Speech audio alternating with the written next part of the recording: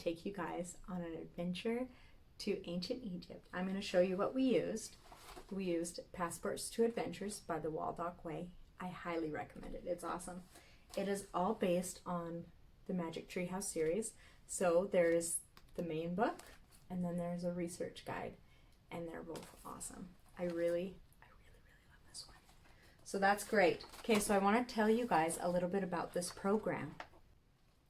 Passports to Adventure comes as a PDF, so you print it off at your home. I chose to get mine spiral bound. Each unit is broke up into 2 pages. So on the first page, it gives you a schedule and kind of a breakdown of how you can do the unit. And then on the other one, it gives you a book list, activity ideas, videos, games, and extras. So there is so many options that you can do that you can really customize Passports to Adventure to fit your family. We are huge readers, so we did most of this list and more. I know. I'm going to show you them, so don't worry. Hold on tight. You'll love it as much as I do. Okay, so there's also notebooks that come for your students, so I have those to show you. Now my kids, they're ages 7, 6, and 4, and I've got a 2-year-old, but she doesn't have a notebook. So I wanted to show you what my kids looks like. So here is the first up is my 7-year-olds. So there's the picture, the coloring sheet. And this is the same one in both of the books. And then a spot to draw, and then a spot for copy work. And there's normally about a sentence or 2.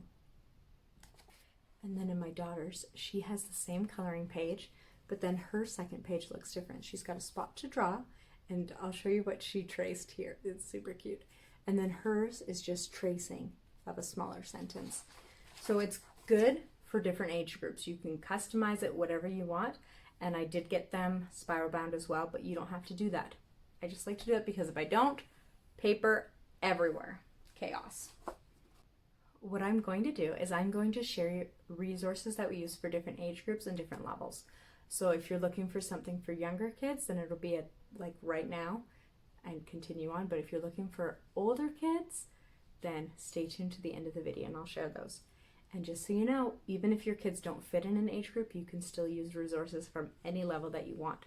Often we read way above my kids' levels and then sometimes way below. It just depends on what their interest level is and how I'm feeling, really. Okay, so first up, I love sensory bins and my kids love sensory bins. So we bought all these little mini figurines and they come in a box. These are tubes. You can look them up and I'll post a link. But they're super cute. And my kids, when we were reading books, they had these figurines. I have mine in a case from Michael's in just a photo case. I'll link that too. But if you don't have to do that. That was an extra because we love to do that. And the kids recognized them in the books. And the game we played was Top Trumps. Now this one has different cards with facts on them. Okay, so it's the age, the height, mystique, and then you kind of play war and find out who can win the most cards. So it's like, ooh, I'm going to battle you ingenuity. And you know what? The River Nile, not a whole lot of ingenuity there. But Cleopatra's Needle might have huge amounts. So that was a fun one for my kids to learn facts. The first books I have are for younger kids. So I would probably say around 6 and under, but if your kids that are older want to read them, might as well. There's tons of great information. So we went with the Egyptian Times. This is a picture book from Usborne, and it was so good. My kids wanted to read it over and over again. Step inside Ancient Egypt. And this one has little flaps in it that they could travel through and get more information. And they could really kind of just get a sense of Egypt. And then this is moving up to those early reader stages, I wanted some books that they would enjoy listening. So we found King Tut. This is Tut's Mummy, Lost and Found. Ooh. Egyptians. This is the Usborne Beginner series, and it is fantastic. It's engaging, beautiful pictures, and also has a lot of great information in it. And this is another DK reader, and this is The Secrets of Mummies. And there is fantastic pictures in here. Look at how amazing that is. So if your kids like facts and that information, I highly suggest lots of those. If they want a little bit more of the fun reading, you might want to find some different books. This is another Find Out Quiz 1, Ancient Egypt. Lots of different facts. We didn't read this book all in one sitting. We broke it up and kind of used it as similar concept to a morning basket, but we just have like a Passport to Adventure reading list that we do. Okay, so now we're going to move up to another level. This one, my 7-year-old adores these books, but they're great for even the 10-year-olds, 12-year-olds, around there. Okay, so the first one is the Who Was series. Has an incredible book. This is Where Are the Great Pyramids, and I believe they also have a King Tut one, but since we had other King Tut books, I didn't get that one for this time. The Pharaoh Handbook. This one was so interesting. It really kind of just talked about their different customs and their culture and how they did things in ancient Egypt that were way different. This one is the Pocket Genius for ancient Egypt, and the pictures and the information is fantastic. And a lot of these facts were also found in the Top Trumps book. So this one was a really good one for my kids to flip through, and they like to flip and then use these to find them. So whenever it talked about different gods or different pyramids, they were like, look, it's here.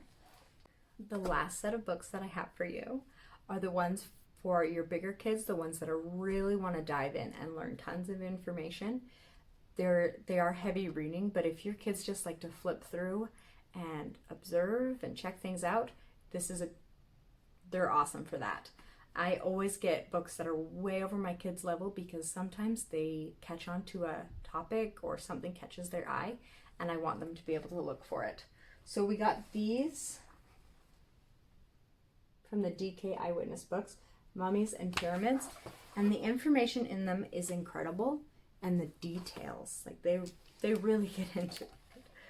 And it even talked about like how they made mummies and how they stored them and like the myths that they used, and like how they preserved the body because of how gods wanted it done. And then I didn't know, but in tombs they often put boats so that they could go down the river. Really interesting, on their way to heaven. So that was interesting. This is Egypt. I'm going to show you inside this book. The Afterlife. This one's also really interesting. Egyptology. There's a couple different books of the same set. So if you've seen other ology books, you know how amazing this one is going to be and how it's chock filled. I found that this one had too much information and too much small pieces for my kids under 10. But if your kids are older, this one is a gem. It's got little spots to open and close and letters inside. Hieroglyphics. It's a fantastic book. Very cool. But again, this one would be for your older students that you don't have to worry about so much about them ripping off pages, or, they can just explore and enjoy. And then I got the Encyclopedia of Ancient Egypt. And I love this one because it is linked to internet resources. So when you see this little image, then you type it in and it shows you all different information.